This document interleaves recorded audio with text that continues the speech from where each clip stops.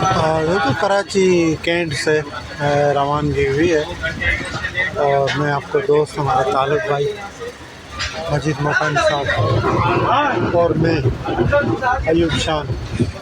ہم لوگ جو ہے اس وقت گاڑی ہماری جو نائٹ کوچ ہے یا کراچی کوچ روانہ،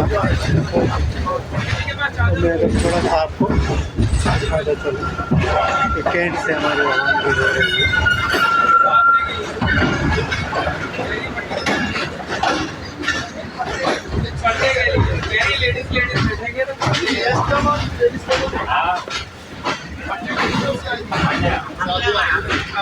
تو اس وقت کوئی شام کے میرے خیال میں 6:20 یا 6:30، یعنی کوئی 15-20 منٹ ہماری ٹرین لیٹ ہے، مگر یہ ہے کہ ہم ساتھی جو ہے وہ رواں دواں ہیں، سب ظاہر